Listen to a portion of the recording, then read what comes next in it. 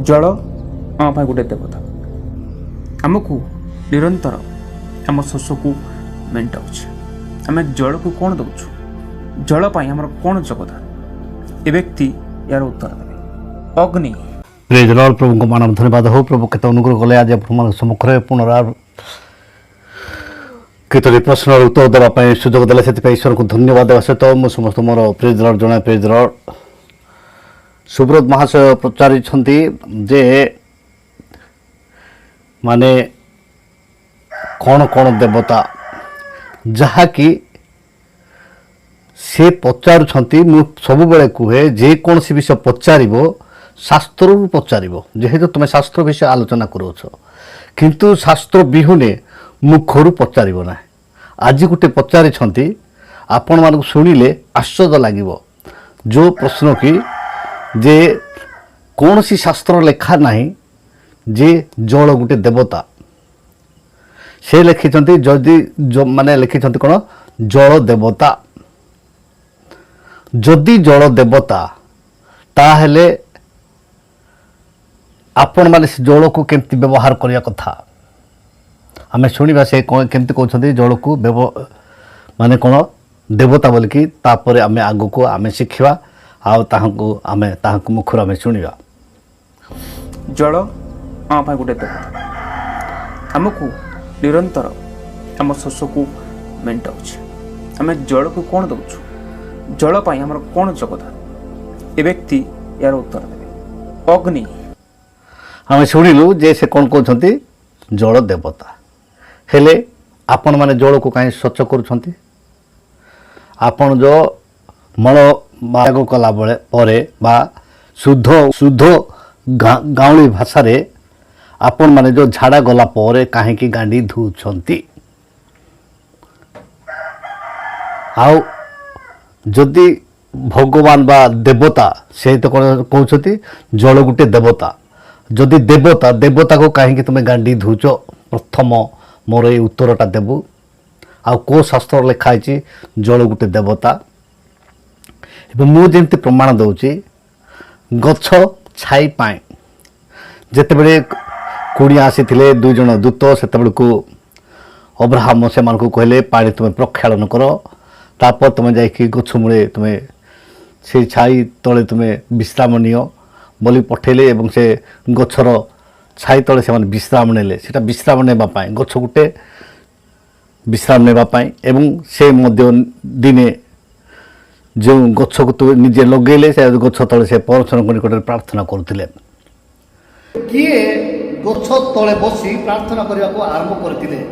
आमर बाइबल में से जीशु को जगह लिखाई से देखा जे आदि 21 अध्याय 33 पदरे आदि पुस्तक 21 अध्याय 33 पदरे अनंतर अब्राहम से बेरेसे बा निकट में झाऊ वृक्ष रोपण करी से ही स्थान रे अनादि अनंत परमेश्वर सदाप्रभु को नाम रे प्रार्थना कले से प्रथमे निजे माने वृक्ष को रोपण कले एवं से वृक्ष तले बसी से प्रभु को सेवा आराधना करने को आरंभ करथिले। द्वितीय आओ जल विषय जल जिते थरे तृषित थिले सेतेबेले तांकर सैन्य माने गले जल धरिक आसिले एवं दाऊद को दौरान जल पान करने से दाऊद कौन कले से जल को कौन कले न पीकि से कौन कले परमेश्वर को उद्देश्य से जल को परमेश्वर निकट को निकट से ढालिले माने एमती जल को से ढालिले आ शास्त्र ए विषय लिखाई किए पानी को सदाप्रभु को उद्देश्य ढाली आम देखु आज पानी ढाड़ा जाऊँ दल दल होगी किंतु बाइबल से विषय उल्लेख कि नहीं मु ध्यान करुरी देखुची से लिखा किए पानी को सदाप्रभु को उद्देश्य ढाली उत्तर है दाऊद द्वितीय सामुएल 23:16 तहिरे से तीन वीर पलेस्टीय मानक सैन्य मध्य दे पशि जाई बेतलेहम नगर द्वार निकटस्थ कूपर जल काढ़ी दाऊद को निकट को ताहा आनिले मात्र से तहिरु पान करने को सम्मत नहीं सदाप्रभु को उद्देश्य ताहा ढाली देले। यहाँ हूँ पानी एवं आम देखु एवं सूर्य चंद्र तारागण बाइबल रे लिखाई ଯେଉଁଟାକି ଦ୍ୱିତୀୟ ବିବରଣୀ 17 ଅଧ୍ୟାୟ 3 ପଦରୁ ଯଦି ଆପଣମାନେ ପଢ଼ିବେ ସେଠି ଲେଖା ହେଇଛି, ଯଦି ସେଇମାନଙ୍କୁ ଯିଏ ପ୍ରଣାମ କରିବ ତାହେଲେ ତୁମେ ଭଲରେ ଜାଣିବ, ଭଲରେ ଇନକ୍ୱାରି କରିବ ତନ ତାପରେ ସେମାନଙ୍କୁ ପଥର ମାରିକି ପ୍ରାଣରେ ମାରିବ, ଯେହେତୁ ସେଇଟା ଆମ୍ଭମାନଙ୍କ ଦେବତା ନୁହନ୍ତି। ପ୍ରକୃତରେ ସତ୍ୟ ଈଶ୍ୱରଙ୍କୁ ଜାଣିଥିବା ଲୋକମାନେ ସୂର୍ଯ୍ୟ ଚନ୍ଦ୍ର ନକ୍ଷତ୍ର ଗଣକୁ ପ୍ରଣାମ କରନ୍ତି ନା ନାହିଁ? କାହିଁକି? ମନା କରାଯାଇଅଛି ଦ୍ୱିତୀୟ ବିବରଣୀ 17 1 5।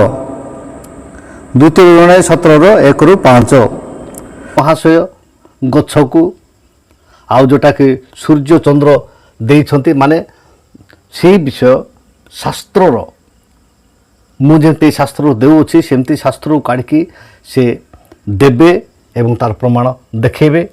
ଏବଂ ଜଳ ତାହା ପାଇଁ ଦେବତା, ଜଳକୁ ଯଦି ଦେବତା ବୋଲି ସେ ମାନୁଛନ୍ତି ତାହେଲେ ସେ ଆମେରିକା ଲୋକମାନେ ଯେମିତି ଫରେନର ମାନେ ଯେମିତି ଗାଣ୍ଡିକୁ ନ ଧୋଇକି ଯେଉଁଟା ପତ୍ରରେ ମାନେ ସେ ପେପରରେ ପୁଛୁଛନ୍ତି ସେମିତି ସେ ପେପରରେ ପୁଛିବାକୁ ଆରମ୍ଭ କରନ୍ତୁ।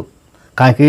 ଯେହେତୁ ସେଇଟା ସେ ଦେବତାକୁ କାହିଁକି ସ୍ନାନ କରିବେ, ଦେବତାକୁ ଆପଣ ଦେବତା ଠାରୁ ବଡ଼ ଲୋକ କି ସେ ଦେବତାକୁ ନେଇକି ଗାଧେଇବେ, ସେ ଦେବତାକୁ ଇଏ କରିବେ। ସେଥିପାଇଁ ଆପଣ ଦୟାକରି ଆଉ ସେଇ ଦେବତାକୁ ଆପଣ କେବେ ବି ଏମିତି ମେସ୍ ବ୍ୟବହାର କରନ୍ତୁ ନାହିଁ। ଆଉ ଯେତେବେଳେ ମଳତ୍ୟାଗ କଲା ପରେ ଆପଣ ଧୁଅନ୍ତୁ ନାହିଁ, ଯେହେତୁ ସେ ହେଉଛି ଦେବତା। ସେଥିପାଇଁ ଆପଣମାନେ କେତେ ଦୂର ଯୁକ୍ତିଯୁକ୍ତ ତାହାଙ୍କର ପ୍ରଶ୍ନର ଉତ୍ତର, ଏବଂ ସେ ଯେଉଁ ଜିନିଷ ଯାକ କହୁଛନ୍ତି ଲୋକମାନଙ୍କୁ ଭୁଆଁ ବୁଲାଉଛନ୍ତି ଯେ ମୁଁ କହି ନାହିଁ ଯେ ହିନ୍ଦୁ ଧର୍ମ ବୋଲି କହିନାହିଁ, ମୁଁ କହିଛି ଅନ୍ୟ ଧର୍ମ, ଅନେକ ଧର୍ମ ଅଛି, 33 କୋଟି ଧର୍ମ ଅଛି। 33 କୋଟି ଧର୍ମମାନଙ୍କ ମଧ୍ୟରେ ଭିନ୍ନ ଭିନ୍ନ ପ୍ରତ୍ୟେକ ବ୍ୟକ୍ତିଙ୍କର ଭିନ୍ନ ଭିନ୍ନ ମତ ଅଛି, ଚିନ୍ତା ଅଛି, ଭାବନା ଅଛି। ଏବଂ ସେମାନଙ୍କ ବିଷୟ ମୁଁ କହିଛି ଯେ ଅନ୍ୟ ଧର୍ମର ଦେବାଦେବୀ ମାନେ ସେ କ'ଣ କରନ୍ତି ଯେ କିଛି ଦେଲେ କିଛି କରନ୍ତି। କାରଣ ମୁଁ ବି କୁହେ ଖୋଲାଖୋଲି ଭାବରେ, ଆଗରେ ଥିଲା ଡକ୍ଟରମାନେ ଘରେ ଘରେ ଯାଇକି ଲୋକମାନଙ୍କୁ ସେବା ଦେଉଥିଲେ ଏବଂ ଆଗରେ ଯେତେବେଳେ ମନ୍ଦିରରେ ପୂଜା ହୁଏ, ପୂଜା ହେଲା ପରେ ସେମାନେ ସିନ୍ଦୁର ଲୋକମାନଙ୍କୁ ନେଇକି ମୁହଁରେ ଲଗାଇ ଦେଉଥିଲେ, ଏଇଠି ଲଗାଇ ଦେଉଥିଲେ ବା ଏଇଠି ଲଗାଇ ଦେଉଥିଲେ, ମାନେ ନିଜେ ସିନ୍ଦୁର ନେଇକି। କିନ୍ତୁ ଏବେ କ'ଣ କରାହେଉଛି, ପଇସା କାଢ଼ିକି ଥାଳିରେ ଆଗେ ପକା ହେଉଛି, ତାପରେ ସିନ୍ଦୁର ଲଗାଉଛନ୍ତି, ଅର୍ଥାତ୍ ପକା ପଇସା ଲଗା ସିନ୍ଦୁର।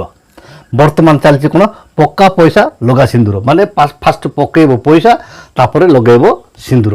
ଆଜି ଚାଲିଛି ସେ ଜିନିଷ, ଆଜି ଚାଲିଛି ସେ ଲାଞ୍ଚ ଯୁଗ, ଆଜି ଚାଲିଛି ଏ ପ୍ରକାର ଚାଲିଛି ଏବଂ ଚାଲି ଆସିଅଛି।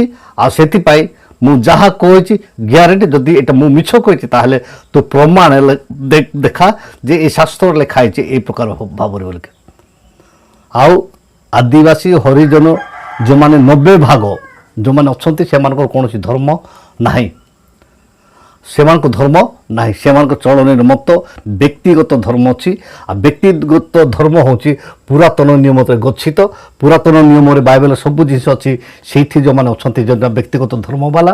ଏବଂ ଆମେ ସେଇଠୁ କେବଳ ଯୀଶୁଖ୍ରୀଷ୍ଟ ଆସିଲା ପରେ ବର୍ତ୍ତମାନ 2024 ବର୍ଷ ହେଲାଣି ଆମେ ଏଇ ଧର୍ମକୁ ବିଶ୍ୱାସ କରି ଆମେ ଯୀଶୁଙ୍କୁ ବିଶ୍ୱାସ କରି ଯାଉଛୁ। କିନ୍ତୁ ପୁରାତନ ନିୟମ ଏବଂ ନୂତନ ନିୟମ ଏଇ ଦୁଇଟା ନିୟମ ସାମଞ୍ଜସ୍ୟ ଥିବାରୁ ବା ସେଇଠୁ ପୁରାତନ ନିୟମର ପ୍ରତିଜ୍ଞାକୁ ସଫଳ କରିବା ପାଇଁ ଯୀଶୁ ଆସିଥିବାରୁ ଆମେ ପୁରାତନ ନିୟମକୁ ଅନୁସନ୍ଧାନ କରୁଛୁ ଏବଂ ନୂତନ ନିୟମକୁ ଅନୁସନ୍ଧାନ କରୁଛୁ ଏବଂ ତାହାର ଅନୁସରଣ କରିବା ପାଇଁ ଅଭ୍ୟାସ କରୁଛୁ। ସେଥିପାଇଁ ଆଉ এই ভ্রান্তিকর মত ଅନ୍ୟମାନଙ୍କୁ ଦେଖି ବିଭ୍ରାନ୍ତ କରନ୍ତୁ ନାହିଁ। ମୁଁ ଖୋଲାଖୋଲି କହୁଛି ଆପଣଙ୍କୁ, ଶାସ୍ତ୍ର କାଢ଼ନ୍ତୁ, ଶାସ୍ତ୍ରରୁ ଦିଅନ୍ତୁ, ଏଇ ଶାସ୍ତ୍ରରେ ଏଇ ଜିନିଷ ଲେଖା ହେଇଛି। ଆଉ ସେଇ ମାନେ ବେକ ହଲେଇବା ଆଉ ସେ ଗଛ ଆଉ ସେ ଧର୍ମ ଏଇ ସବୁ ଛାଡ଼ିଦେ, ସିଧା କହିବୁ ଯେ ଲୋକମାନଙ୍କ ସୋସିଆଲ ମିଡ଼ିଆରେ କ୍ଲିଅର ଭାବରେ କହିବୁ ଏଇଠାରେ ଏଇ ଜିନିଷ ଲେଖା ହେଇଛି, ଏଇଠାରେ ଏଇ ଲେଖା ହେଇଛି। ଯେମିତିକି ବିଚାରପତିଙ୍କ ସାମ୍ନାରେ ଯେତେବେଳେ ଜଜଙ୍କ ସାମ୍ନାରେ ଓକିଲମାନେ ଠିଆ ହେଲେ ସେମାନେ ଯେମିତି ତାଙ୍କର ଆଇନ ପୁସ୍ତକକୁ କାଢ଼ିକି ଦେଖାନ୍ତି, ସେମିତି ଆପଣ ଦେଖାନ୍ତୁ ଏଇ ଜାଗାରେ ଏଇ ଜିନିଷ ଲେଖା ହେଇଛି, ଆଉ ଏଇ ଜାଗାରେ ଏଇ ଜିନିଷ ଲେଖା ହେଇଛି। ଆଉ ମୁଁ ଯେମିତି ଆପଣଙ୍କୁ ଦେଖାଉଛି ଯେ ବାଇବେଲରେ ଏଠି ଲେଖା ହେଇଛି ଯେ କ'ଣ ବୋଲିକି ଯେ ଅନ୍ୟ ଦେବାଦେବୀମାନଙ୍କୁ ଉପରେ ବା ଅନ୍ୟ ଦେବାଦେବ ଅର୍ଥାତ୍ ସୂର୍ଯ୍ୟକୁ ତୁମେ ପ୍ରଣାମ କରିବ ନାହିଁ, ନମସ୍କାର କରିବ ନାହିଁ। ଆଉ ଯେ ସେମିତି ଲେଖା ହେଇଛି, ଆଉ ସେମିତି ଏମିତି ଦେଖେଇବାର ଅଛି। ଆଉ ଭୁଆଁ ବୁଲେଇକି ପାର ହେବାର ଚିନ୍ତା କରେ ନା। ଆଉ ଠିକ୍ ତୋର ଉତ୍ତର ମୁଁ ରଖୁଛି, ପ୍ରତ୍ୟେକ କଥାର ଉତ୍ତର ରଖିବା ପାଇଁ ପ୍ରସ୍ତୁତ ଅଛି ସୁଶାନ୍ତ। ରହିଲି, ନମସ୍କାର, ପ୍ରେଜ୍ ଦ ଲର୍ଡ।